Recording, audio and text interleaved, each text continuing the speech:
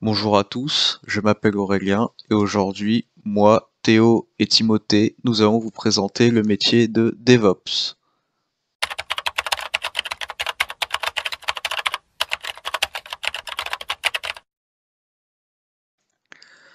Tout d'abord, je vais vous présenter le mouvement et la philosophie DevOps. Ensuite, Théo se chargera de vous présenter le métier de DevOps Engineer en général.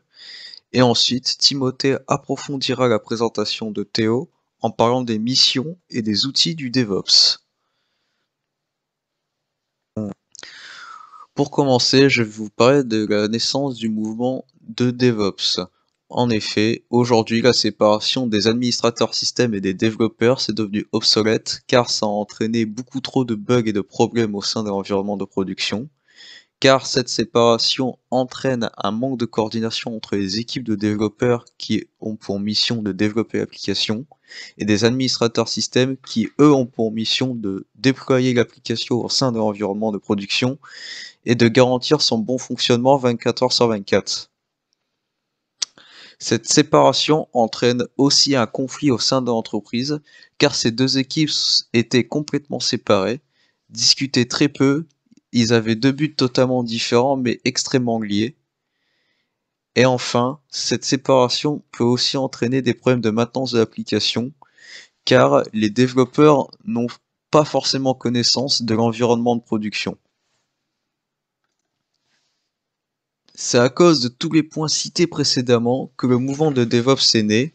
En effet, ce mouvement consiste à allier les deux métiers, c'est-à-dire administrateur système et développeur, pour prendre en compte les contraintes techniques et les caractéristiques de l'environnement de production dès les premières phases de l'analyse. Cette prise en compte permet de gagner du temps de développement. Ça allie fiabilité et rapidité car l'application sera dès le début optimisée pour l'environnement de production. Ça entraîne également des économies sur l'environnement de production, car comme je l'ai dit précédemment, l'application sera optimisée pour cet environnement de production et n'entraînera du coup aucun, voire peu de surcoût sur l'environnement de production en termes de ressources machines. Ça entraîne également une sécurité de la solution informatique, car un administrateur système sera là au sein de l'équipe de développeurs pour les sensibiliser et les former sur cette notion. Enfin, ce mouvement utilise énormément les méthodologies agiles. Les méthodologies agiles sont des méthodes modernes de gestion de projet qui remettent le client au sein du projet et permet de découper le grand projet en plein de petites tâches pour livrer toutes les 2 à 4 semaines des versions de test pour le client pour qu'il donne son avis et éventuellement donne des suggestions de modification à l'équipe de développeurs. Je prends désormais la parole pour vous parler de la popularité du DevOps. Il faut savoir que c'est une approche qui est donc de plus en plus populaire, utilisée par des grandes entreprises telles que Facebook, Netflix, Amazon et bien d'autres pour ses capacités d'optimisation et de performance. Mais elle est également utilisée par des startups parce que le métier de DevOps permet une efficacité et il est multifonction. Donc ça réduit les coûts. Mais du coup, comment devient-on DevOps Engineer?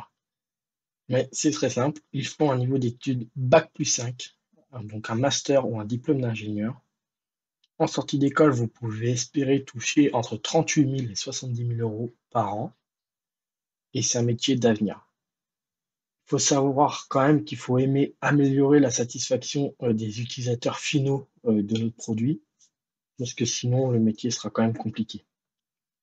Mais si vous n'aimez, au final vous n'aimez pas, il y a des évolutions possibles en devenant lead tech, directeur des nouvelles technologies ou encore ingénieur réseau et infrastructure. Mais quelles compétences personnelles avez-vous besoin pour faire ce métier? Tout d'abord, il faut une connaissance des langages d'informatique et de développement. C'est primordial pour le côté développement du métier.